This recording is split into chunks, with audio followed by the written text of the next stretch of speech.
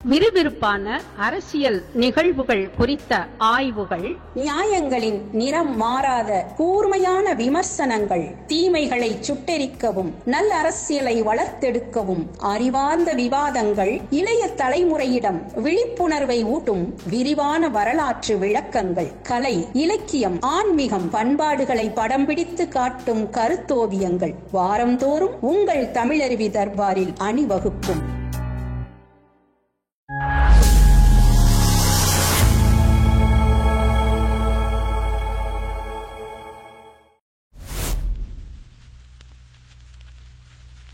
தமிழருவி தர்பார் நேயர்கள் அனைவருக்கும் வணக்கம்.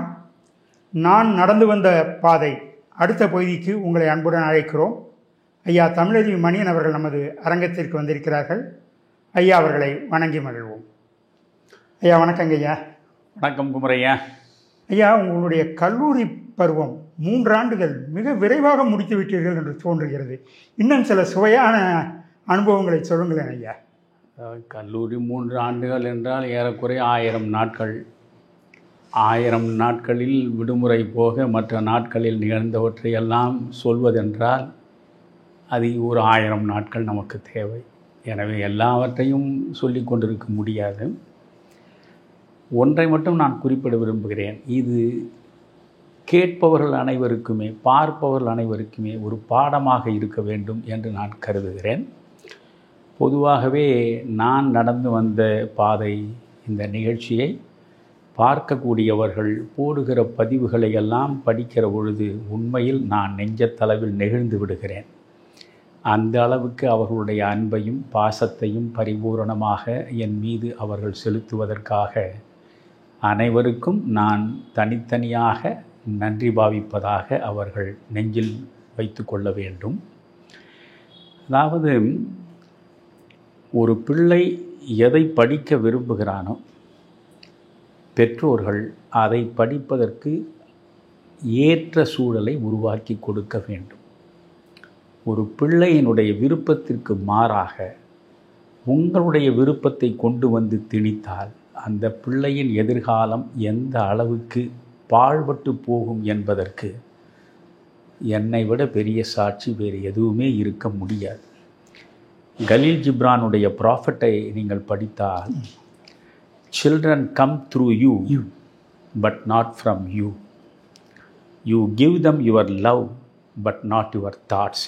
ரொம்ப அற்புதமான வரிகள். Children come through you but not from you.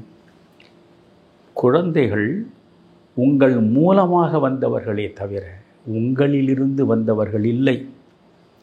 உங்கள் மூலமாக வந்தவர்கள் என்பதற்கும் உங்களிலிருந்து வந்தவர்கள் என்பதற்கும் இடையில் பெரிய இடைவெளி இருக்கிறது. அதைத்தான் அவன் சொல்கிறான். நீங்கள் தமிழிலே கூட பாருங்கள், பேரண்ட்ஸ் என்று ஆங்கிலத்தில் சொல்கிறோம், தமிழில் பெற்றோர் என்கிறார்கள். பெற்றோர் என்கிற வார்த்தையே அர்த்த அடர்த்தி உள்ள அழகான ஒரு சொல். திருமணம் ஆன நிலையில் ஓர் ஆணும் ஒரு பெண்ணும் சேருவதனாலேயே ஒரு குழந்தை பிறந்துவிடும் என்பதற்கு நிச்சயமில்லை. அதுபோன்று மனமானவர்கள் எத்தனையோ பேர் குழந்தை வரம் வேண்டி கோயில் கோயிலாக சுற்றி கொண்டிருப்பதை நாம் நேரிலேயே பார்க்கிறோம். எனவே அது ஒரு வரம், இறைவன் கொடுக்கிற வரம். இறைவன் கொடுக்க அதை பெற்றவர்கள் நீங்கள் என்று சொல்வதற்காகத்தான் பெற்றோர் என்று தமிழிலே அந்த சொல் இருக்கிறது. ஒருவன் தர இன்னொருவன் பெறுவது. ஆக இறைவனோ இயற்கையோ உங்களுக்கு வழங்கிய வரம் அது. அதை நீங்கள் பெற்றவர்கள். எனவே பெற்றவர்களாக இருப்பவர்கள் உங்கள் குழந்தைகளின் மீது ஆதிக்கம் செலுத்தக்கூடாது. புரிகிறதா?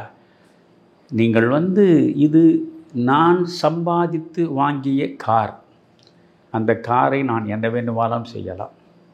நான் சம்பாதித்து கட்டிய வீடு, அந்த வீட்டை நான் விற்கலாம், இடிக்கலாம், எதை வேண்டுமானாலும் செய்யலாம். என் உழைப்பில், என் வியர்வையில் நான் உருவாக்கிய என்னுடைய உடைமையை என் விருப்பப்படி நான் அதை பயன்படுத்துவதற்கு வாய்ப்பு இருப்பது தவறில்லை. ஆனால் குழந்தைகள் உங்கள் விருப்பப்படி, உங்கள் மூலமாக வந்ததை தவிர உங்களிலிருந்து வந்தவர்கள் இல்லை. அதனால் கலீல் ஜிப்ரான் என்ன சொல்கிறான்? You give them your love but not your thoughts. உங்கள் அன்பை குழந்தைகளுக்கு கொடுங்கள், ஆனால் உங்கள் எண்ணங்களை குழந்தைகளின் மீது திணிக்காதீர்கள் என்கிறான். எனவே என் போக்கில் நான் விரும்பியபடி தமிழை படிப்பதற்கு என்னுடைய வீட்டில் என்னை அனுமதித்திருந்தால் நான் தமிழை படித்து அதில் முதுகலை பட்டம் பெற்று பிறகு நான் முனைவர் பட்டமும் பெற்று ஒரு கல்லூரியில் பேராசிரியராக சென்று பிறகு அந்த ஏதோ ஒரு அரசு கல்லூரியில் முதல்வராகவும் இருந்திருக்கலாம். பாராட்டப்படக்கூடிய அளவுக்கு ஒரு ஆசாஞாவைப் போல, ஒரு தேப்போமியைப் போல, ஒரு கீவாஜாவைப் போல தமிழ் இலக்கிய உலகத்தில் எனக்கென்று ஒரு இடத்தையும் நான் தேடி பெற்றிருக்க வாய்ப்பு வந்து கனிந்திருக்கலாம். எனவே என்னுடைய விருப்பத்தின்படி என்னுடைய பெற்றோர்கள் அனுமதிக்காத காரணத்தினால் நான் இழந்த இழப்புகள் மிக அதிகம். என்னை தமிழ் படிக்க அவர்கள் வைத்திருந்தால் நான் அரசியல் களத்தின் பக்கமே முகம் திருப்பி இருக்க மாட்டேன். ஏனென்றால் அந்த தமிழின் மீது எனக்கு இருக்கக்கூடிய எல்லையற்ற காதல் தமிழ் இலக்கியங்களுக்குள்ளே மூழ்கிவிட்டால் ஓராயுள் போதாது, படித்து கொண்டே இருக்க வேண்டும். படிக்க படிக்க படிக்க அதனுடைய அலங்காற்பட்ட அறிவை நீங்கள் பெற்றுக்கொண்டே இருப்பதற்குத்தான் உங்கள் நேரம் சரியாக இருக்குமே தவிர வேறு திசைகளில் செல்ல முடியாது. பேரறிஞர் ஆசாஞா அவர்கள் மீது நான் மிகப்பெரிய அளவுக்கு பக்திபூர்வமான பாசத்தை கொண்டவன். உலகத்தில் என் பெற்றோரை தவிர வேறு யாருடைய கால்களிலும் நான் விழுந்தவன் கிடையாது. ஆனால் ஆசாஞாவை நான் சந்திக்கிற பொழுதெல்லாம் அவருடைய வீட்டில் முதலில் அவர் கால்களில் விழுந்துவிட்டுத்தான் பிறகு அமர்ந்து அவரிடம் பேசுவேன். அப்பொழுது அவர் முழுமையாக பார்வையை இழந்திருந்தார். தன்னுடைய விபூதி பையிலே இருந்து விபூதியை எடுத்து எங்கோ நெற்றியின் ஒரு மூலையில் இடுவார். நான் வீட்டுக்கு செல்லுகிற வரையில் கூட அதை அழிக்க மாட்டேன். அவர் ஒரு முறை பேசி கொண்டிருந்த பொழுது சொன்னார், மணியன், லட்சக்கணக்கானவர்கள் அரசியலுக்குள்ளே இருப்பார்கள், போவார்கள். ஆனால் தமிழறிஞர்களாக மிகச்சிறந்த தமிழ் அறிவை பெற்றவர்களாக 1,00,000 பேரில் 100 பேர் வாய்ப்பதே அரிது.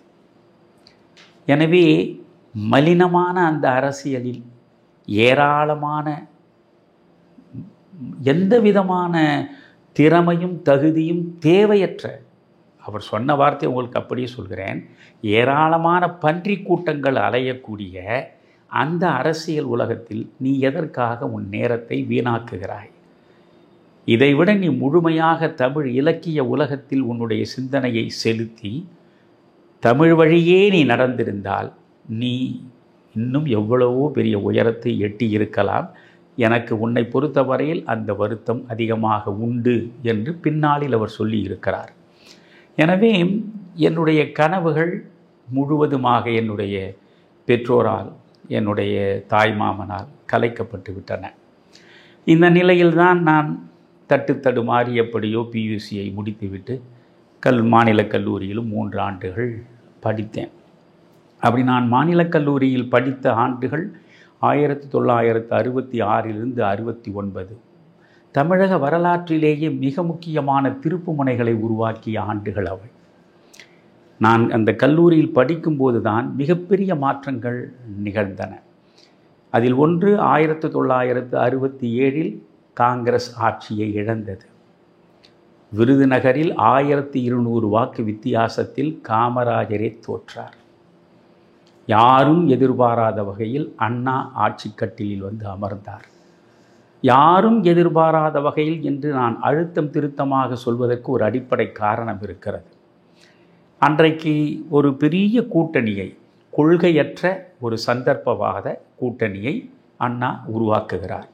இந்த நான் நடந்து வந்த பாதையை நீங்கள் என்னோடு சேர்ந்து பின்பற்றுகிற பொழுது இந்த 50 ஆண்டு கால அரசியல் மாற்றங்களையும் கூட நீங்கள் சேர்ந்து பயணித்து அறிந்து கொள்ள வேண்டும் என்று நான் ஆசைப்படுகிறேன். அப்பொழுது 67 பொறுத்தவரையில் அண்ணா அவர்கள் திராவிட முன்னேற்றக் கழகம், ராஜாஜியின் சுதந்திரா கட்சி, பிறகு மார்க்சிஸ்ட் கம்யூனிஸ்ட் கட்சி, அதற்கு பிறகு ஃபார்வர்ட் பிளாக், பிறகு பிரஜா சோஷலிஸ்ட் கட்சி, முஸ்லீம் லீக், பிறகு மாப்போசியினுடைய தமிழரசு கட்சி கழகம், அதற்கு பிறகு சீபா ஆதித்தனாருடைய நாம் தமிழர் கட்சி, இப்படி பல கட்சிகள் ஒன்றாக சேர்ந்து ஒரு கூட்டை உருவாக்கின. ஆனால் 234 தொகுதிகளில் 174 தொகுதிகளில் திமுக கழகம் நின்றது. 174 தொகுதிகளில். இதில் வியக்கத்தக்க செய்தி என்னவென்றால், அண்ணா நிற்கவில்லை. அண்ணா சட்டமன்றத்திற்கு வேட்பாளராக நிற்காமல் தென்சென்னை நாடாளுமன்றத்திற்கு வேட்பாளராக நிற்கிறார். அப்படி என்றால் இந்த கட்சி ஆட்சிக்கு வரும் என்று அண்ணா உறுதிபட நம்பி இருந்தால் அவர் நிச்சயம் சட்டமன்றத்திற்கு தான் நின்றிருப்பார். இந்த கட்சி முன்பு 50 இடங்களை பெற்றது. 52 அவர்கள் தேர்தலில் நிற்கவில்லை. 57 15 இடங்களை பெற்றார்கள். 62 50 இடங்களை பெற்றார்கள். 67 ஒரு 70 இடங்களை பெறலாம் என்பது போலத்தான் அவர்கள் கணக்கு இருந்திருக்கக்கூடும். அதனால் அவர் நிற்கவில்லை. ஸோ தென்சென்னை வேட்பாளராக நாடாளுமன்றத்திற்கு நின்று அவர் தேர்ந்தெடுக்கப்பட்டார். அதற்கு பிறகு இது யாரும் எதிர்பாராத வகையில் காமராஜரும் தோற்றுப்போகிறார். திராவிட முன்னேற்றக் கழகம் 174 தொகுதிகளில் நின்று 137 இடங்களில் வெற்றியை பெறுகிறது. ஏறக்குறைய திராவிட முன்னேற்றக் கழக கூட்டணி மிகப்பெரிய வெற்றியை பெறுகிறது. காங்கிரஸ் 51 தொகுதிகளில் மட்டும்தான் வெற்றியை சந்தித்து அரசு பீடத்தை விட்டு இறங்கி கீழே வர வேண்டிய நிலை உருவெடுத்தது. ஆனால் அண்ணா முதல் அமைச்சராக வர வேண்டும். ஏனென்றால் அண்ணா தானே அதனுடைய தலைவர். திராவிட முன்னேற்றக் கழகத்தின் சட்டமன்ற உறுப்பினர்கள் கூடி அண்ணாதான் சட்டமன்ற உறுப்பினர்கள் தலைவர் என்று தேர்ந்தெடுத்து விட்டார்கள். இப்பொழுது அவர் 6 மாத காலம் இருக்கலாம். அரசமைப்பு சட்டப்படி எந்த தேர்தலும் நிற்காமலேயே முதலமைச்சராக இருக்கலாம். ஆனால் அவர் அந்த நேரத்தில் ஒரு மாநிலங்களவை, மேலவை, தமிழகத்துடைய மேலவை, எந்த ராஜாஜி கொல்லைப்புறமாக வந்தார் என்று சொன்னார்களோ அதே வழியிலே தான் வந்திருக்கிறார். அது 52 ராஜாஜி முதலமைச்சராக வருகிற போது அவர் சட்டமன்ற தேர்தல் நிற்கவில்லை. அவர் அப்பொழுது பிரகாசா என்ற ஆளுநர் இருந்தார். அவர் மூலமாக மேலவைக்கு நியமன உறுப்பினராக அவர் பொறுப்பேற்று அதன் அடிப்படையில் தான் முதலமைச்சரானார். அப்பொழுது மிக கடுமையான விமர்சனங்களை திராவிட முன்னேற்றக் கழகம், மார்க்சிஸ்ட் கம்யூனிஸ்டுடைய ராமமூர்த்தி எல்லாம் வைத்தார்கள்.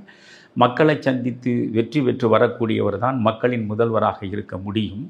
ஆனால் கொல்லைப்புற வழியாக வந்திருக்கக்கூடிய ராஜாஜி இந்த முதலமைச்சர் நாற்காலியில் அமர்வதற்கு என்ன தகுதி இருக்கிறது என்று கேட்டார்கள்.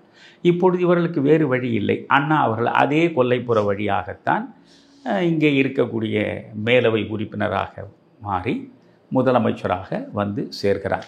நீண்ட அரசியலை இந்த நான் நடந்து வந்த பாதையில் சொல்வது என் நோக்கம் இல்லை. அதனால் நான் படித்து கொண்டிருக்கிற பொழுது ஏற்பட்ட மிக முக்கியமான மாற்றங்களில் ஒன்று, காங்கிரஸ் ஆட்சியை இழந்தது. எதிர்பாராத வகையில் திராவிட முன்னேற்றக் கழகம் ஆட்சியை அமைத்தது. 8 அமைச்சர்களை வைத்துக்கொண்டு காமராஜர் ஆண்டார். அண்ணா அவர்கள் 9 பேர் கொண்ட அமைச்சரவையை உருவாக்கினார்.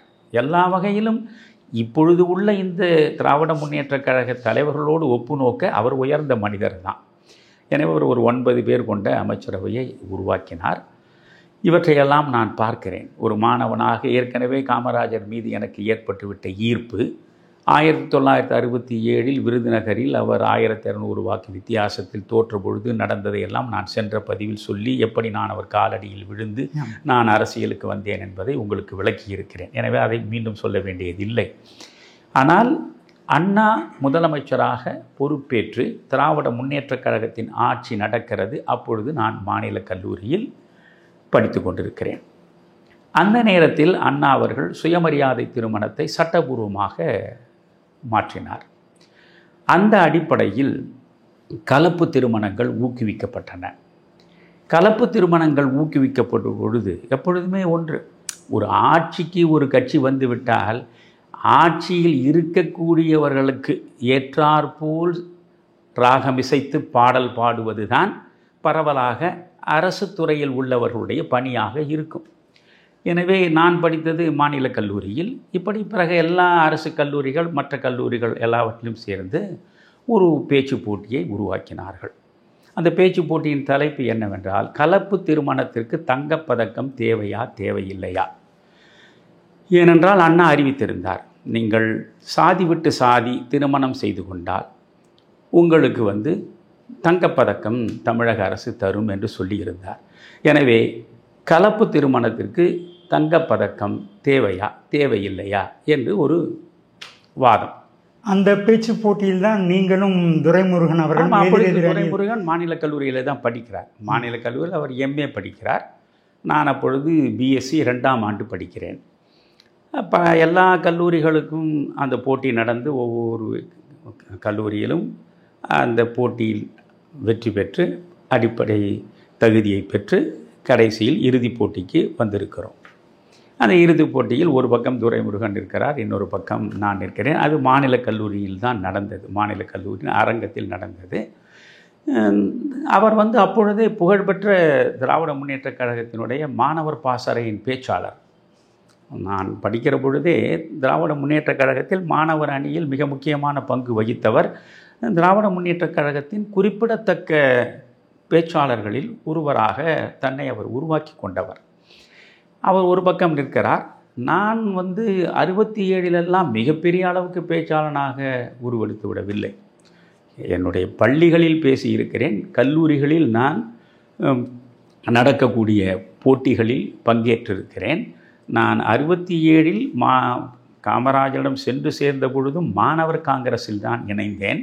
மாணவர் காங்கிரஸில் இணைந்த உடனேயே உங்களுக்கு எல்லா அரசியல் கூட்டங்களிலும் பேசுவதற்கு வாய்ப்பை தந்துவிட மாட்டார்கள். அதுவும் அப்பொழுது இருந்த காங்கிரஸ் இருக்கிறதே, அது மேலாதிக்க மனோபாவம் கொண்ட மனிதர்களை வைத்திருந்த அமைப்பு அது. எனவே நான் அதிகமாக பேசியதில்லை.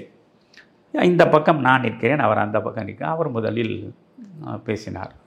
கலப்பு திருமணத்திற்கு ஏன் தங்கப்பதக்கம் தேவை? ஒரு சமூக மாற்றத்தை கலப்பு திருமணத்தின் மூலமாகத்தான் உருவாக்க முடியும். அதற்காக ஒரு தங்கப்பதக்கத்தை தருவது ஒரு விதமான இன்சென்டிவ், அது ஊக்கப்படுத்துவதற்கும் உற்சாகப்படுத்துவதற்கும் தமிழக அரசு இந்த விருதை தருகிறது என்பது போல் அவர் பேசினார். நான் பெரிதாக எந்த தயாரிப்பும் ஒன்றும் கிடையாது. நான் பேசினேன், நீங்கள் நன்றாக தமிழ் படித்தவர்கள், தமிழை சொல்லியே ஆட்சியை பிடித்தவர்கள், உங்களுக்கு புதிதாக சொல்ல வேண்டும் என்று இல்லை. சங்க இலக்கியங்களில் புகழ்பெற்ற குறுந்தொகையை ஒரு முறை படித்துவிட்டு பிறகு நீங்கள் பாருங்கள். அண்ணா அவர்கள் சங்க இலக்கியங்களை எல்லாம் அழகாக படித்தவர். அவருடைய பேச்சுக்களிலேயே ஏராளமாக சங்க இலக்கியங்களிலிருந்து மேற்கோள்களை காட்டக்கூடியவர். புறநானூரை புரட்டி புரட்டி பேசியே நீங்கள் தமிழகத்தில் உங்களுடைய வளர்ச்சியை உருவாக்கி கொண்டவர்கள்.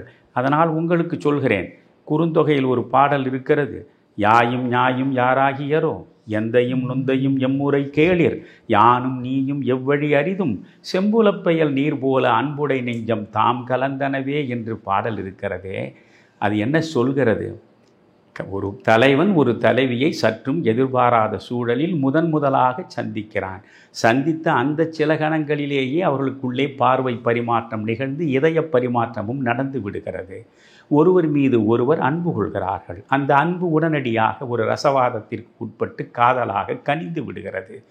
பிறகு இவன் அவளை விட்டு பிரிய பார்க்கிறான். தன்னை விட்டு பிரிய போகிறான் தலைவன் என்று அறிந்த அந்த கணத்திலேயே அவளுடைய முகம் வாட்டமடைகிறது. அவளுடைய முகவாட்டத்தை நோட்டமிடுகிறான் தலைவன். உடனே அவளை பார்த்து பேசுவதாகத்தான் அந்த பாடல் இருக்கிறது.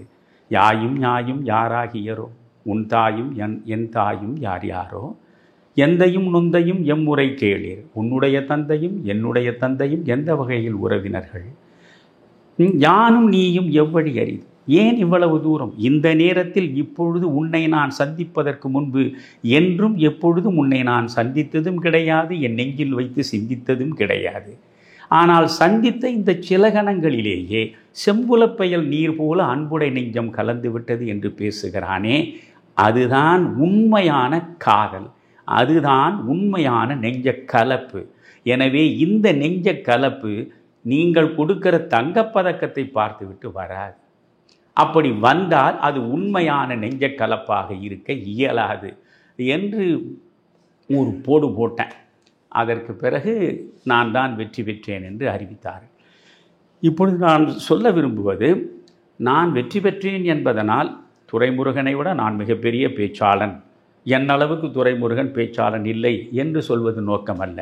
துரைமுருகன் எடுத்துக்கொண்ட கருத்து அவரை வீழ்த்துகிறது, நான் எடுத்து வைத்த கருத்து என்னை உயர்த்தி இருக்கிறது, அவ்வளவுதானே தவிர நான் அதை அப்படித்தான் பார்க்கிறேன். எனவே அது மாநில கல்லூரியில் நடந்த அந்த ஒரு பேச்சு போட்டி என்னளவில் மறக்க முடியாத ஒரு சுவையான சம்பவம் தான். இன்னும் நீங்கள் பார்த்தால் இப்பொழுதெல்லாம் இந்த கல்லூரிகளில் மாணவர் தலைவராக வருவதற்கு தேர்தல்கள் நடப்பதில்லை என்று நினைக்கிறேன். ஏனென்றால் இந்த மாணவர் தேர்தல் நடந்து அதனால் பல பிரச்சனைகள் உருவெடுக்கின்றன என்று கல்லூரிகளில் மாணவர் தேர்தல்களை நிறுத்திவிட்டார்கள் என்று தான் நான் நினைக்கிறேன். நான் படித்த பொழுதெல்லாம் கல்லூரியில் சேர்மன், காலேஜ் சேர்மன், அந்த கல்லூரியில் மாணவர் தலைவராக வருவதற்கு ஒரு சட்டமன்ற தேர்தலை நீங்கள் எப்படி சந்திக்கிறீர்களோ அப்படி சந்திப்பார்கள். பயங்கரமாக மிகப்பெரிய அளவுக்கு செல்வம் வைத்திருக்கக்கூடியவருடைய பிள்ளைகள் காசை வாரி இறைப்பார்கள். கல்லூரி வளாகம் முழுவதும் வண்ண வண்ண கொடிகளாக பறக்கும். சுவரொட்டிகள் அவர்களுடைய திருவுருவத்தோடு வந்து அங்கங்கே போட்டு வைத்திருப்பார்கள். அதுக்கு பிறகு பேம்ப்ளெட்ஸ் ஏராளமாக துண்டிச்சீட்டு அறிக்கைகள் கொடுப்பார்கள். ஒவ்வொருவரையும் அவர்கள் போய் பார்த்து வாக்குகளை கேட்பார்கள். இதில் என்ன வேடிக்கை என்றால், என்னுடைய வகுப்பில் முருகேசன் என்று ஒரு மாணவன் படித்தான். ஒரு கரகரப்பான குரலில் தான் பேசுவான். எப்படி எம்.ஆர். ராதாவுக்கு ஒரு தனிப்பட்ட குரல் உண்டோ அதே மாதிரி அவன் ஒரு கரகரப்பான குரலில் தான் பேசுவான். நம்முடைய உணவு இடைவேளையில் உட்கார்ந்து கொண்டிருக்கிற பொழுது நான் பாடட்டுமான்னு ஏதாவது கேட்பான். ரொம்ப உற்சாகமாக இருப்பான். சரி முருகேசன் ஏதாவது பாடுன்னு எப்போ கேட்டாலும் சித்தாடை கட்டிக்கிட்டு ஒரு பாட்டை மத்தாப்பு சுந்தரி போல ஒரு பாட்டை பாடுவான். இந்த பாட்டை அவனே கொட்டு அடிச்சிக்கின்னு அதை பாடும்போது கட்டடமே இடிகிற மாதிரி இருக்கும். இவன் இப்படி பாடுற போது எங்களுடைய அறைக்கு பக்கத்து அறை தான் எங்கள் துறை தலைவருடைய அறை. அதுக்கு அனந்த பத்மநாபன் என்ற அவர் தான் வந்து அப்பொழுது HOD-யாக இருந்தார். அங்கிருந்து ஓடி வருவார். என்னையா நடக்குங்க, கட்டணமே அதிர்ற மாதிரி என்னையா பண்ணுறீங்க, யார் யார் பாடினது? இடைவேளையில் பாடலாம், உங்களுக்குள்ள மெல்ல ஒருவர் மகிழ்ச்சியாக இருக்கிற மாதிரி கொஞ்சம் லேசாக பாடலாம். இது என்னையா கர்ணகொடூரமாக இந்த இப்படியாவே பாடினது, யார் யார் எனக்கு பேசாமல் இருப்பான் மாதிரி. அதே மாதிரி வகுப்பறைகள்லையும் தமிழ் வகுப்பு நடக்கிறதுன்னு வச்சுங்களேன், அது ஒரு 100க்கு மேற்பட்டவர்கள் இருப்போம். எக்கனாமிக்ஸு, பாலிட்டிக்ஸு, ஹிஸ்ட்ரி, ஜியாகிரஃபி எல்லாரும். அது எல்லாருக்கும் தோணாத ஒரு கேள்வியாக இவன் எழுந்து நிற்பான். மேடம் எனக்கு ஒரு கேள்வி, எனக்கு ஒரு சந்தேகம்னுவான். அது சொல்லுங்கள் அப்படின்னு சொல்லி அந்த ஏதோ ஒரு கேள்வியை கேட்குறான் அப்படின்னு ரொம்ப மகிழ்ச்சியாக அந்தம்மா கேட்டால் உடனே இவன் சற்றும் பொருந்தாத ஒன்று பேசுவான். அதே போல் ஆங்கிலம், எங்களுக்கு வந்து ஆங்கிலத்தில் மில்டனுடைய பேரடைஸ் லாஸ்ட்டை நடத்தியவர்கள் பின்னாளில் உலக புகழ் பெற்றார்கள். பிரேமா பாண்டுரங்கன்னு அவருடைய பெயர். அவங்க வந்து பேரடைஸ் லாஸ்ட் நடத்தினாங்க, மில்டனுடைய பேரடைஸ் லாஸ்ட். என்ன ஆங்கில உச்சரிப்பு, அற்புதம். அவர்கள் பின்னாளில் வந்து உலகம் முழுவதும் கீதோபதேசத்தை அவர்கள் நடத்தி இன்றைக்கும் நீங்கள் யூடியூப்பில் போய் பிரேமா பாண்டுரங்கன் எக்ஸ்போனன்ட் ஆஃப் கீதா என்று போட்டு பாருங்கள், அவ்வளோ அற்புதமாக இருக்கும். அந்த ஆங்கிலத்தை இன்றைக்கெல்லாம் கேட்கலாம் நீங்கள். அதில் அந்த அம்மையார் ரொம்ப அற்புதமாக நடத்துவாங்க. அப்பொழுது ஒரு முறை வந்து பேரடைஸ் லாஸ்ட்டை பண்ணி இதை வந்து நீங்கள் நல்லா சிறப்பாக படிச்சுட்டு வரணும். படிச்சுட்டு வந்து இதில் உங்களுக்கு எந்த பகுதி பிடிக்கும், அதில் சேட்டன் சாலிலோக்கின்னு இருக்கும். சாத்தான் தனியாகவே பேசுகிற ஒன்று ரொம்ப அற்புதமாக இருக்கும். நீங்கள் மில்டனில் இதெல்லாம் படிக்கணும். மில்டனில் அந்த பேரடைஸ் லாஸ்ட்டில் எப்படி அந்த சாத்தானை வந்து மில்டன் உருவாக்கி இருக்கான், அந்த சாத்தான் பேசுகிற அந்த பேச்சு எவ்வளோ அற்புதமாக இருக்கும். இந்த சேட்டான் சாலிலோக்கி இது இருக்குது. அவங்க படிச்சுட்டு வாங்கன்னு மறுநாள் வகுப்பறை அவன் எழுந்த நின்னான். யார், நம்ம முருகேசன் தான். எழுந்த நின்று, madam I want to tell about Satan soliloquy அப்படின்னா. எஸ் ப்ரொசீட் அப்படின்னாதாம்மா. சாத்தான் இஸ் ஹீரோ அப்படின்னு ஒரு கத்தனா. எல்லா பையனும் சிரிச்சு, எல்லா பெண்கள் பையனுங்க எல்லாம் சிரிச்சு, ஒரே அவன் இப்படி பல விதமாக எங்களை மகிழ்ச்சிப்படுத்துவான்னு வச்சுங்களேன். எங்களை மகிழ்ச்சிப்படுத்துவதுக்காக இப்போ வந்து நிறைய பட்டிமன்றங்களில் மக்களையெல்லாம் சிரிக்க வைக்கிறதுக்கு தங்களையே தாழ்த்தி கொள்கிற ஆட்கள் நிறைய பேர் பார்க்குறோம் இல்லை. அதை அந்த காலத்தில் அவன் மாணவனாக இருக்கும்போது ரொம்ப தெளிவாக செய்தான். அவனை தாழ்த்தி கொண்டு அவனுடைய கம்பீரத்தை கலைச்சி எல்லாரையும் சிரிக்க வைப்பதற்கு எதையாவது செய்வான்.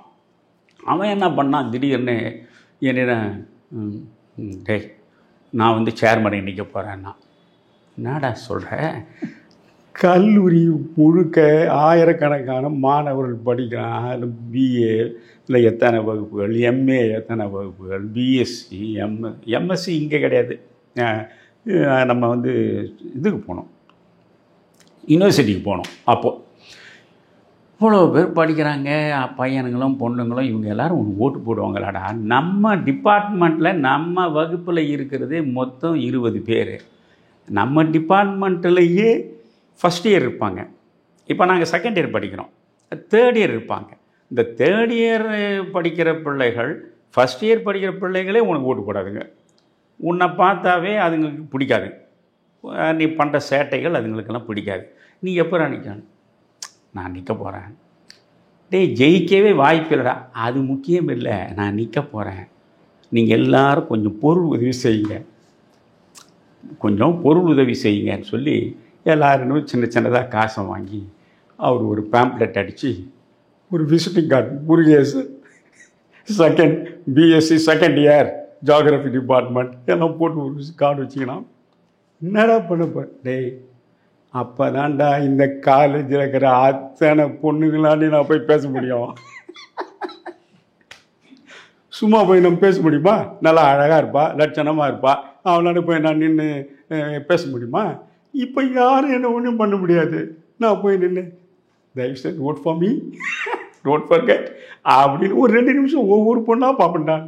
அந்த மாதிரியான ஒரு, ஆனால் கள்ளங்கவடம் இல்லாதவன், அவனுக்குள்ள ஒரு கள்ளமோ ஒரு குரூரமான எண்ணங்களோ எதுவும் கிடையாது. இது மாதிரி ஒரு பொழுதுபோக்காக இருந்தது. முக்கியமாக என்னுடைய கல்லூரி காலத்தில் நடந்தேறிய நிகழ்ச்சிகள் ஒரு தமிழ்நாட்டையே உலுக்கியவை என்று பார்க்குற போது, ஒன்று வந்து திமுக ஆட்சிக்கு வந்தது, காமராஜ் தோற்றார். அதற்கு பிறகு 1968 ஜனவரி மாதம் 3ஆம் தேதி நினைக்கிறேன், இல்லை ஜனவரி 4ஆம் தேதி உலகத்தமிழர் மாநாடு நடந்தது. அப்போது அந்த ஆய்வரங்கம் வந்து சென்னை பல்கலைக்கழகத்திலையும், விரிந்த மாநாடு வந்து தீவுத்திடல்லையும் நடந்தது. அப்படி ஒரு மாநாடு சென்னையில் திமுகவுடைய ஆட்சியில் உலகத்தமிழ் மாநாடு. அதுக்கு வந்து என்னென்னா, இந்த உலகத்தமிழர் மாநாடு சென்னையில் நடக்க வேண்டும் என்பது பக்தவச்சலம் முதலமைச்சராக இருக்கிற பொழுதே திட்டமிடப்பட்டது. அதற்கான பணிகள் தொடங்கப்பட்டன. ஆனால் அதற்குள்ளே ஒரு பதவி இறங்கிட்டார், ஆட்சி மாற்றம் வந்துடுது. அதை மிகச்சிறப்பாக அண்ணாவும் கலைஞர், நாவலர் அவங்க எல்லாமே சேர்ந்து பெரிய அளவுக்கு அந்த விழாவை கொண்டாடினாங்க. அதில் கட்சி பேதமே கிடையாது. தமிழ் என்ற ஒற்றை புள்ளியில் அத்தனை அரசியல் கட்சி தலைவர்களும் வந்து இணைஞ்சாங்க. நீங்கள் பார்த்தீங்கன்னா அதுக்கு வந்து வரவேற்புரையே காமராஜர் தான். அந்த உலகத்தமிழர் மாநாட்டுக்கு காமராஜர் தான் வரவேற்புரை வழங்கினார். எல்லா கட்சி தலைவர்களும் பங்களிப்பை தருவதற்கு அண்ணா அவர்கள் வந்து அழைப்பு விடுத்து மிகச்சிறப்பாக நடந்தது. அதுவரையில் வந்து 2 சிலை தான் மெரினாவில் இருக்கும். எல்லாம் இன்றைய தலைமுறை அறிந்து கொள்ள வேண்டும் என்பதற்காக நான் சொல்கிறேன். ஒன்று உழைப்பாளர் சிலை, இன்னொன்று காந்தி சிலை. அது தவிர வேறு சிலைகள் இல்லை. இந்த உலகத்தமிழ் மாநாடு நடக்கும்போது தான் 11 சிலைகள் புதிதாக உருவாக்கப்பட்டன. அதில் ஒன்று தான் இப்போ நம்ம அண்ணா சாலைன்னு மவுண்ட் ரோடு, அப்போ அது பேர் மவுண்ட் ரோடு இவர்கள் வந்து அண்ணா சாலைன்னு மாற்றினாங்க. அந்த இடத்துல அந்த இப்போ அண்ணா சாலை சிலை இருக்கு இல்லையா, அந்த சிலை அப்போ தான் வைக்கப்பட்டது. அந்த உலகத்தமிழர் மாநாட்டை, உலகத்தமிழ் மாநாடு அதை ஒட்டி 11 சிலைகளை உருவாக்கி அதில் முதல் சிலையாக அண்ணாவுடைய சிலையை கொண்டு வந்து வைத்தார்கள். அண்ணாவுக்கு உயிரோடு இருக்கும்போதே சிலை வைக்கப்பட்டது. ஆமாம், உலகத்தமிழ் மாநாடு நடக்கிற பொழுதே ஜனவரி 4ஆம் தேதி உலகத்தமிழ் மாநாடு, ஜனவரி 3ஆம் தேதி அவருடைய சிலை திறப்பு விழா பெரிய அளவுக்கு நடைபெற்றது. அதற்கு பிறகு அந்த உலகத்தமிழ் மாநாடு கண்கொள்ளா காட்சி. அதுக்கு என்ன, அதாவது ஏராளமாக விதவிதமான அலங்கார வண்டிகள், மாணவர்களுடைய அணி, பல்வேறு அணிகள். இப்போ பார்க்குறோம் இல்லைங்களா, குடியரசு தினத்துக்கு சுதந்திர தினத்துக்கெல்லாம். அதை விட மிக மிக அற்புதமாக அதில் எஸ்எஸ் வாசன்லேருந்து, ஏவி மெய்யப்ப செட்டியார்லேருந்து, அத்தனை திரைப்பட உலகத்து பிரமுகர்கள், ஏஎல் சீனிவாசன்லேருந்து இவங்க அத்தனை பேருமே அதுக்கு பங்களிப்பை கொடுத்தாங்க. பல பேருடைய பங்களிப்பில் தான் அந்த சிலைகள் உருவாக்கப்பட்டன. நீங்கள் அப்பொழுது ஒரு விமர்சனம் கூட எழுந்தது. கண்ணகி சிலையை பார்த்திங்கன்னா, இது கண்ணகி சிலை வந்து விஜயகுமாரி மாதிரி இருக்குது. பூம்புகார் படத்தில் கண்ணகியாக வராங்கல்ல விஜயகுமாரி, இந்த இதுக்கெல்லாம் முன்னையே தான் பூம்புகார் வந்தது. இது வந்து இது என்னையா விஜயகுமாரி கொண்டு வந்து கண்ணகியாக நிறுத்தியிருக்கானுங்க அப்படின்னு அப்பொழுது இது ஒரு பரவலான விமர்சனம் வந்தது. அதே போல் திருவள்ளுவர் சிலையை இப்போது நீங்கள் போய் பாருங்கள், சிவாஜி கணேசன் நிற்கிற மாதிரியே இருக்கும். அது சிவாஜி கணேசனுக்கு நம்ம வள்ளுவர் வேடம் போட்டு நிற்க வச்ச மாதிரி இருக்கும். ஆனால் அந்த சிலை சிவாஜியினுடைய அன்பளிப்பு தான். சிவாஜியின் அன்பளிப்பு திருவள்ளுவர் சிலை கொடுத்தது. அப்புறம் கிறித்துவ அமைப்புகள் வந்து ஜியு போப்புக்கு, கால்டுவெல்லுக்கெல்லாம் கொடுத்தாங்க. இப்படி எல்லாம் வந்தது. எல்லா பக்கமும் பாராட்டு மழை பொழியப்பட்டது, கட்சி பேதங்கள் இல்லாமல். அந்த நேரத்தில் ஒரே ஒரு கலக குரல் தான் இந்த தமிழ் மாநாட்டுக்கு எதிராக எழுந்தது. அதுதான் பெரியார். பெரியார் சொன்னார், இது என்ன மாநாடா? அரசு பணத்தை இப்படியெல்லாம் செலவழித்து இது போன்ற கேளிக்கைகளை நடத்த வேண்டுமா? இதற்கு திமுக ஆட்சி தேவையா? இதில் யாருக்கெல்லாம் செலவு? அவருக்கு என்ன முக்கியமாக கோவம்னா, அதில் கம்பருக்கு சிலை இருக்குது. கம்பனுக்கு ஒரு பக்கம் சிலை, இளங்கோவடிகளுக்கு ஒரு பக்கம் சிலை இருக்குது. இந்த சிலப்பதிகாரத்தை பகுத்தறிவிக்க ஒவ்வாத காட்சிகள் எல்லாம் சிலப்பதிகாரத்தில் இருக்குது. இன்னமும் வந்து அவன் வந்து இடது பக்கம் மார்பை அப்படியே திருகி எடுத்தாலாம், எடுத்து மதுரையை 3 முறை சுற்றி வந்து வீசி எரிஞ்சாலாம், மதுரையை எரிஞ்சுதான். என்னடா கதை இது?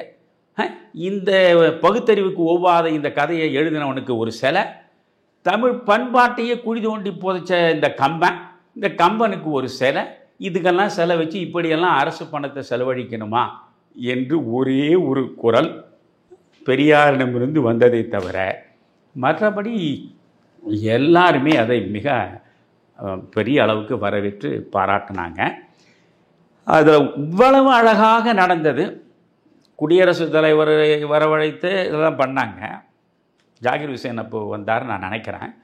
ஆனால் அதுக்கு எல்லாவற்றுக்கும் திருஷ்டி பொட்டு வச்ச மாதிரி ஒரு தவறை மத்திய அரசு செய்தது. இப்போ இன்றைக்கி இந்தி திணிப்புன்னு இது வரைக்கும் பேசின்னு இருக்காங்களே.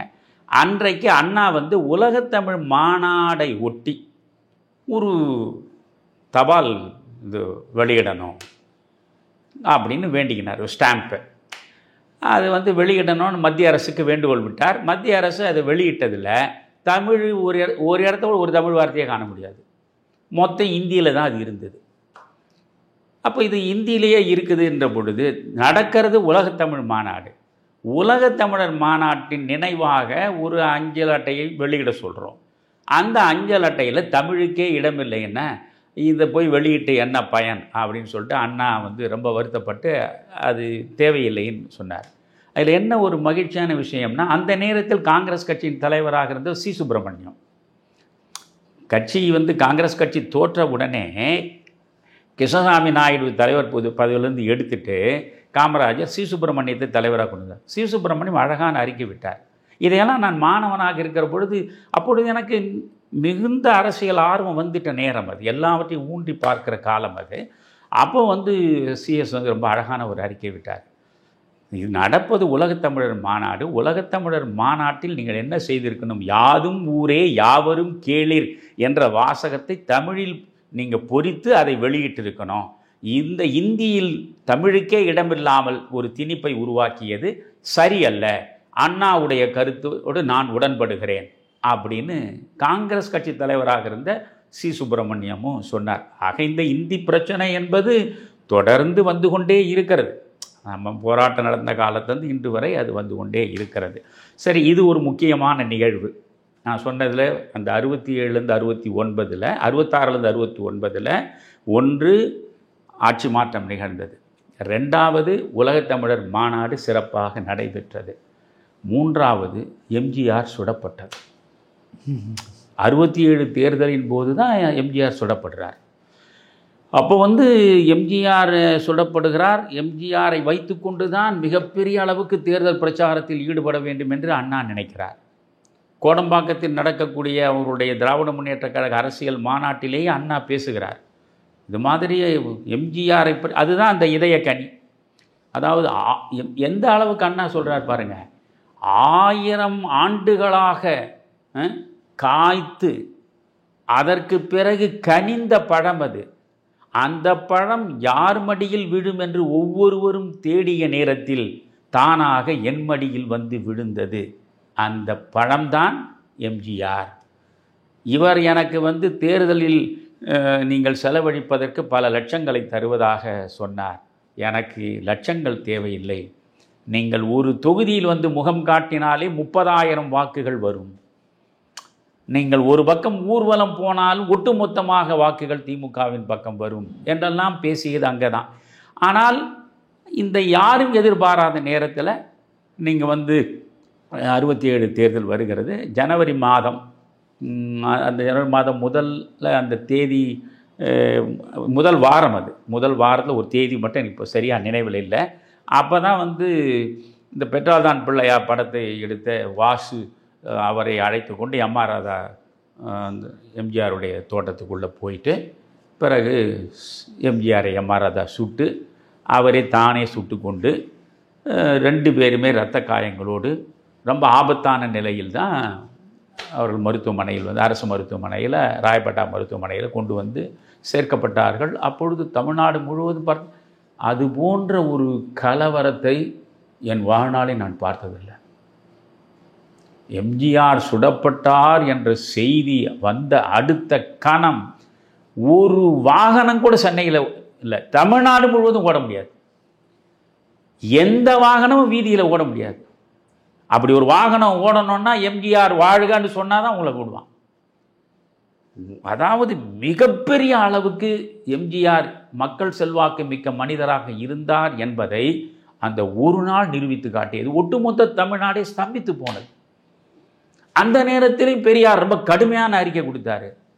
2 கூத்தாடி பயலுங்க அவனுங்க ஒருத்தனுக்கு இருக்கிற பிரச்சனையில் சுட்டுக்கினானுங்க. இதுக்கு தமிழ்நாடே கல்லன் தேர்தல்னா பகுத்தறிவே இல்லாத காட்டு மிராண்டிகளாக மாறிட்டீங்களா நீங்கள் அப்படின்னு பெரியார் தனக்கே உரிய இயல்பில் கடுமையான விமர்சனம் செய்தார். ஆக அது அப்போ எம்ஜிஆர் எப்பொழுதுமே தன்னுடைய இமேஜ்ன்றமே இந்த பிம்பம் அது சிதைந்து விடக்கூடாது என்பதில் ரொம்ப கவனமாக இருக்கக்கூடியவர். அவர் வயது முதிர்ந்த நிலையில் பின்பக்கம் கொஞ்சம் வழுக்கை விழுந்தது. அந்த வழுக்கை இயல்பு, ஆனால் அந்த வழுக்கை தெரியக்கூடாது என்பதற்காகத்தான் அவர் தொப்பி அணிய தொடங்கினார். அந்த தொப்பி இல்லாமல் அவர் அதற்கு பிறகு யாரும் பார்க்க முடியாது. ஆனால் இந்த விபத்து நடந்த பிறகு அவருடைய அண்ணன் எம்ஜி சக்கரபாணியும் ஆர்.எம். வீரப்பனும் போய் அவரிடம் தமிழ்நாடு முழுவதும் நீங்கள் சுற்றுப்பயணம் செய்து அதன் மூலம் திமுக கழகம் மிகப்பெரிய அளவுக்கு வாக்குகளை பெற்று ஆட்சிக்கு வரக்கூடிய சூழல் சேரும் என்று அண்ணா நம்புகிற நேரத்தில் உங்களுக்கு இப்படி ஒன்று ஏற்பட்டு விட்டது. ஆனால் இந்த நேரத்திலும் நீங்கள் தமிழ்நாடு முழுவதும் போய் தேர்தல் பிரச்சாரம் செய்தது போல் இருக்க வேண்டும். அதற்காக ஒரு படம் எடுப்பது என்று அவருக்கு கையில் மார்பிளை கழுத்தில் எல்லாத்துலேயும் கட்டு போட்டுருப்பார். அந்த கட்டுகளோடு இப்படி கையெடுத்து கும்பிடுவார். பார்த்துருக்கீங்களா நீங்கள் படத்தை? இப்படி கையெடுத்து அப்படி வணங்குவார். அப்படி வணங்குற நிலையில் அந்த தொப்பி கூட இருக்காது. ஆக தன்னுடைய பிம்பத்தை பற்றி கூட அவர் கவலைப்படலை. அவருடைய நோக்கம் திமுக வெற்றி பெறணும். அவரே நிற்கிறார் பரங்கிமலை தொகுதியில் சட்டமன்ற தேர்தல். அவரும் வேட்பாளராக நிற்கிறார். இவரால் போக முடியாது. தேர்தல் நிற்கிறார் வேட்பாளராக. இவர் போய் கையெழுத்து போடல. அவர்களே இவராண்டு வேட்புமனுவில் கையெழுத்து வாங்கி கொண்டு போனார்கள். புரியுதுங்களா? ஆக ஒரு முறை இப்படி வேட்புமனுவை தேடி கையெழுத்து வாங்கி போய் அவர் அந்த தொகுதிக்கே போல. ஆனால் அவர் வெற்றி பெற்றார். இது சென்னைக்குள்ளே தமிழ்நாட்டுக்குள்ளே நடந்த அதிசயம். அதுக்கு பிறகு நீங்கள் பார்த்தீங்கன்னா அவர் அமெரிக்காவில் போய் படுத்தார். அவர் இருக்கிறாரா இல்லையா எவனுக்குமே தெரியாது. ஆனால் அவர் இருக்கிறாரு. அது பாருங்கள், அவர் ஜூஸ் குடிக்கிறாரு, அவர் எழுந்து உட்கார்ந்துருக்காரு. இதை ஒரு சின்ன வீடியோ மாதிரி எடுத்து ஆர்.எம். வீரப்பன் முயற்சியில் ஒட்டுமொத்த தமிழ்நாட்டில் காட்டினாங்க. மறுபடியும் அவரை முதலமைச்சராகவே கொண்டு உட்கார வச்சுட்டார். இந்த அதிசயம் எல்லாம் இன்றைக்கு நீங்கள் நினைத்தே பார்க்க முடியாது. உண்மையிலேயே அவர் புரட்சி தலைவர், புரட்சி நடிகர் என்னெல்லாம் சொல்கிறாங்கல்ல, இதெல்லாம் அரசியலில் நடந்த புரட்சிகள் தான். இவற்றை எல்லாமே நான் ஒரு மாணவனாக இருந்து கொண்டு பார்க்குறேன். இவை எல்லாவற்றையுமே நான் பார்க்குறேன். அதுக்கு பிறகு பார்த்திங்கன்னா 1967 தான் ஆட்சிக்கு அண்ணா வந்தார். பிறகு 68 ஜனவரியில் அவர் உலகத்தமிழ் மாநாடு நடத்துகிறாரு. 1969 என்னுடைய கல்லூரி கடைசி காலம். அதில் பிப்ரவரி 3ஆம் தேதி அவர் இறக்கிறார், நோய்வாய்ப்பட்டு இறக்கிறார். அதுவரையில் அது போன்று ஒரு இறுதி ஊர்வலத்தை தமிழ்நாடு பார்த்திருக்கவே வாய்ப்பு கிடையாது. ஒட்டுமொத்த தமிழ்நாட்டிலிருந்து மக்கள் திரண்டு வந்தாங்க. அப்படி ரயில்களில் இடம் கிடைக்காத ரயில் பெட்டி மேலையெல்லாம் வந்து விழுப்புரத்துக்கு கிட்ட அந்த பாலத்தில் அடிபட்டு 32 பேர் செத்தார்கள். அது வந்து மிக மோசமான ஒரு துயர சம்பவம். அது அண்ணா மறைந்த போது நடந்தது. அது இன்றைக்கும் பேசுவான், அண்ணாவினுடைய இறுதி ஊர்வலத்துக்கு அதிக கூட்டம் வந்ததா, காமராஜருடைய இறுதி ஊர்வலத்துக்கு அதிக கூட்டம் வந்ததா என்று பேசுவான். இதை விட அநாகரிகமான ஒரு விவாதம் வேறு எதுவுமே இருக்க முடியாது. ஆனால் 2 மாபெரும் தலைவர்களுக்கும் மகத்தான மக்கள் கூட்டம் தன்னெழுச்சியாக வந்து கண்ணீர் அஞ்சலியை செலுத்தியது. அப்போ நான் வந்து என்னுடைய மாநில கல்லூரியுடைய மேல் வளாகத்தில் நின்று கொண்டு என் நண்பர்களோட அந்த இறுதி ஊர்வலத்தை நான் பார்த்தேன். இவையெல்லாம் அந்த கல்லூரி காலத்தில் நடந்த சம்பவங்கள். இந்த நேரத்தில் ஒரு சோகமான செய்தியையும் நான் சொல்ல விரும்புகிறேன். அது அண்ணாவினுடைய ஆட்சி காலத்தில் ஏற்பட்ட ஒரு களங்கம், நீதித்துறையிலும் ஏற்பட்ட ஒரு களங்கம். இந்த நாகப்பட்டினத்துக்கு பக்கத்தில் இருக்கக்கூடிய அது கீழ்வெண்மணி. அந்த கீழ்வெண்மணியில் உள்ள கிராமத்தில் உள்ள விவசாயிகள் அவர் ஒன்றும் கேட்கல, 60 படி நெல்லுக்கு 6 படி நெல் கூலியாக கொடுங்கள் என்பது தான் கோரிக்கை. 60 படி நெல்லுக்கு 6 படி நெல் நீங்கள் கூலியாக கொடுங்கள்னு கேட்டது. அப்படி அந்த கேட்ட அந்த கூலியை தர மறுத்து அவர்களுக்கு எதிராக அங்கே வந்து கோபாலகிருஷ்ண நாயுடு, அந்த மனுஷனுடைய பெயர், ஒரு இரக்கமில்லாத அரக்கன், அவர் தான் பண்ணையாராக இருந்தவர். இப்படி கொடுக்க மறுத்து அப்படி கேட்டு குழுமிய கூட்டத்தின் மீது துப்பாக்கி சூடு நடத்தி அரிவாளால் வெட்டி அவ்வளவு பெரிய கலவரத்தை உருவாக்கின நிலையில் எல்லாரும் அச்சப்பட்டு ராமையா என்ற ஒரு மனிதருடைய வீட்டுக்குள்ளே போய் எல்லாரும் கூடிடுறாங்க. இந்த பண்ணையாருடைய அடியாட்கள் போய் வெளியே தாளிட்டு பெட்ரோலை ஊற்றி கொளுத்தி விட்டுறானுங்க. 44 பேர். இன்னைக்கு விஜயினுடைய கூட்டத்தில் 41 பேர் மிதிப்பட்டு மூச்சு திணறி செத்தார் என்று சொல்கிறோமே, அன்றைக்கு அந்த அப்பாவிகள் ஏழை கூலி விவசாயிகள், இந்த விவசாய கூலிகள் 60 படி நெல்லுக்கு 6 படி நெல் கூலியாக கொடு என்று கேட்டதற்காக அவர்கள் ஒட்டுமொத்தமாக கொளுத்தப்பட்டார். 44 சடலங்கள். அதில் வந்து குமரையா கொடுமை ஒன்று, ஒரு தாய் தன் உயிர் போனாலும் பரவாயில்லை என்று தன்னுடைய குழந்தையை அந்த கூரையின் மேலே வெளியே தூக்கி வீசி அடிக்கிறா. அந்த குழந்தையை 2ஆ வெட்டி மறுபடியும் உள்ள தூக்கி போட்டாங்க. அப்படியெல்லாம் கொடுமை நடந்தது. 25 பெண்கள், 13 குழந்தைகள், 44 பேரில் இந்த 25 பெண்கள் 13 குழந்தைகள் கொல்லப்பட்ட அவ்வளவு கொடூரமான சம்பவம் நடந்தது. அந்த கோபாலகிருஷ்ண நாயுடு தான் அக்யூஸ்ட் நம்பர் 1 அக்யூஸ்ட். அந்த ஆளை வச்சு வழக்கு பதிவு நடந்தது, கோர்ட்டுக்கு போச்சு. ஒரு பண்ணையார் இப்படி ஆட்களை திரட்டி கொண்டு வந்து இது போன்ற கலவரத்தில் ஈடுபட்டு கொலை செய்திருப்பதற்கான சான்றும் இல்லை, வாய்ப்பும் இல்லைன்னு அழகாக நீதிமன்றத்தில் தீர்ப்பு சொல்லி வெளியே விட்டுட்டான். அந்த கோபாலகிருஷ்ண சாமி நாயுடு வந்துட்டார் வெளியே. ஆனால் அதனால் பாதிக்கப்பட்ட குடும்பங்கள் அதில் திட்டமிட்டு அவனை கொலை செய்தாங்க. அது வேறு ஒரு கதையை சொல்லுவாங்க. கேரளாவிலிருந்து ஒரு கம்யூனிஸ்ட் இதற்காக இந்த செய்தியை அறிந்து வஞ்சம் தீர்ப்பதற்காக அவனே வந்து இவனை துண்டு துண்டாக வெட்டி போட்டதாக சொல்லுவாங்க. இது அண்ணா நோயுற்றிருந்த காலத்தில் அவர் முதலமைச்சராக இருந்தபோது ஏற்பட்ட ஒன்று. அதை அண்ணாவாலும் ஜீரணிக்க முடியவில்லை, உலகத்தில் யாராலையும் ஜீரணிக்க முடியாத ஒரு சம்பவம் அப்பொழுது நடந்தது என்னுடைய மாணவர் பருவத்தில் தான். என்னுடைய மாணவர் பருவத்தில் நடந்த சம்பவங்கள்னு வெறும் முருகேசனை பற்றி மட்டுமே சொல்லி சிரிச்சிட்டு கடந்து போக முடியாது. அந்த நேரத்தில் சமூகத்தில் என்னென்ன அவலங்கள் ஒரு பக்கம் நடந்தது, என்னென்ன அரசியல் மாற்றங்கள் நிகழ்ந்தது என்பதையெல்லாம் நாம் பார்க்குறோம். ஐயா, நிறைய கனமான விஷயங்களை சொல்லியிருக்கிறீர்கள். காதல் இல்லாத வாலிபம்மா, உங்கள் கல்லூரி காலத்தில் காதல் உங்களை பாதிக்கவில்லையா? நீங்கள் அடிமனத்தின் சுவடில் இதை கோடிட்டு காட்டியிருக்கிறீர்கள் என்று நான் நினைக்கிறேன். இல்லை, அடிமனத்தின் சுவடுகளில் கோடிட்டெல்லாம் காட்டலை. 24 பக்கங்கள் உருகி உருகி எழுதியிருக்கேன். அது அந்த கல்லூரியிலிருந்து வெளிவந்த நேரம்.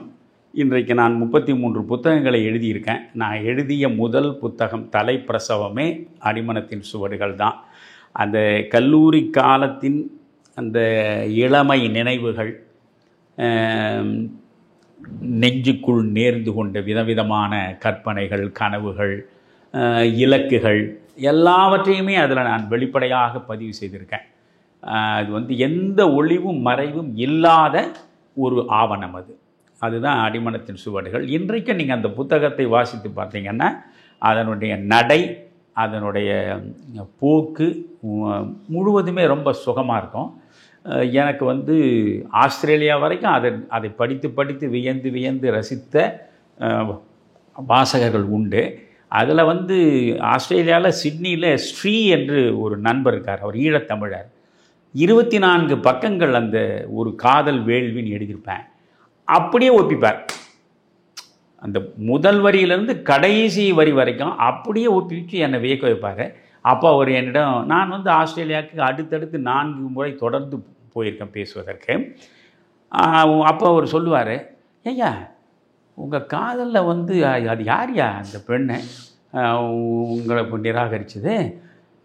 நான் படித்த போது நினச்சேன், நான் மட்டும் பெண்ணாக பிறந்திருந்தேன்னா எப்படியெல்லாம் உங்களை காதலிச்சிருப்பேன், எப்படியெல்லாம் உங்கள் பின்னால் நான் சுற்றியிருப்பேன் ஐயா அப்படின்னு சொல்லி சொல்லி அவர் மாய்ந்து போவார்.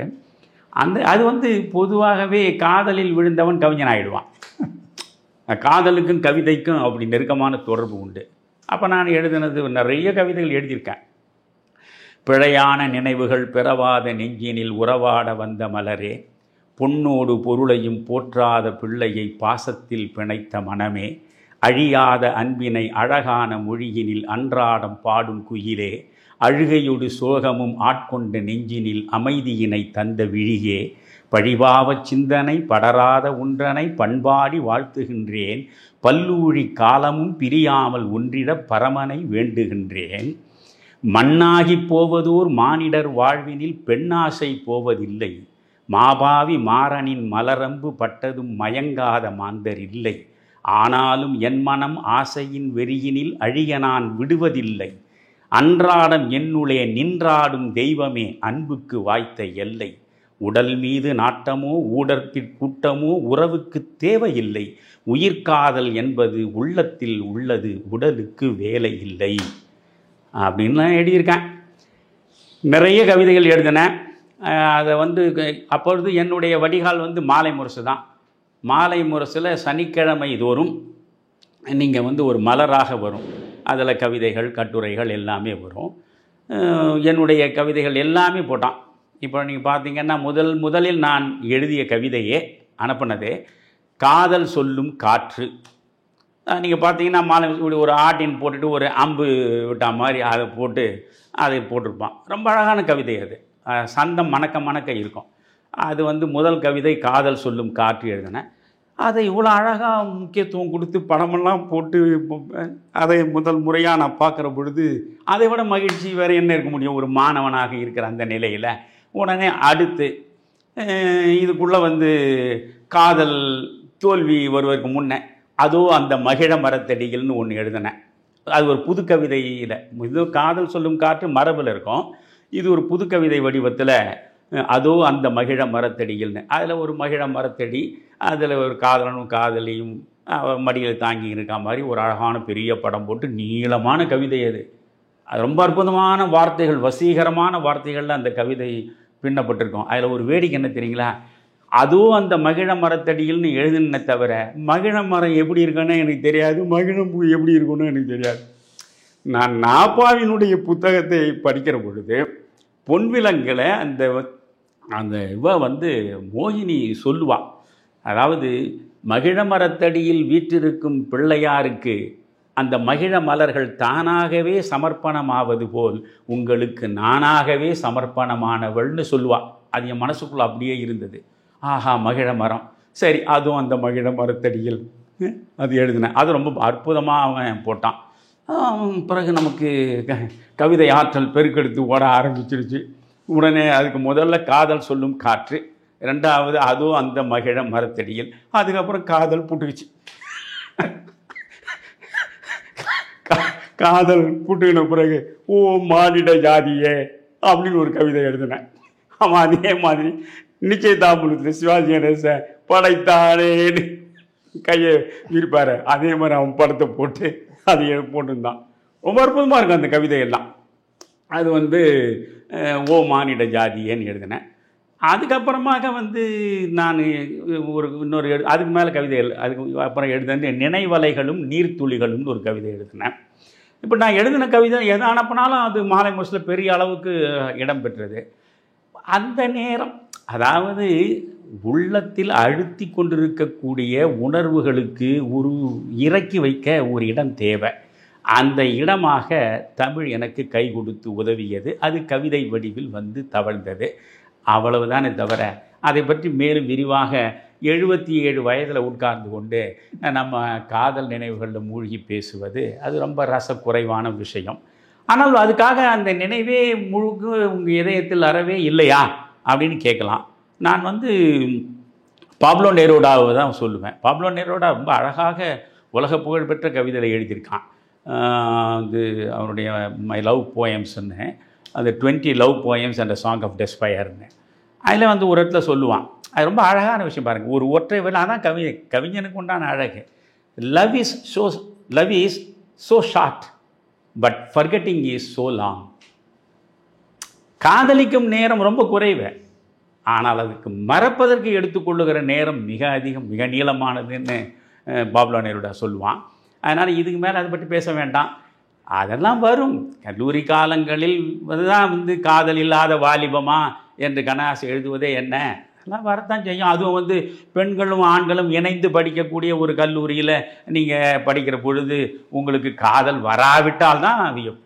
மிக்க மகிழ்ச்சி ஐயா. பல சுவையான தகவல்களோடு அடுத்த நிகழ்ச்சியில் மீண்டும் சந்திப்போம். வணக்கங்க ஐயா. வணக்கம் குமரையா. தமிழருவி தர்பார் நேயர்களை அடுத்த நிகழ்வில் மீண்டும் சந்திப்போம். வணக்கம்.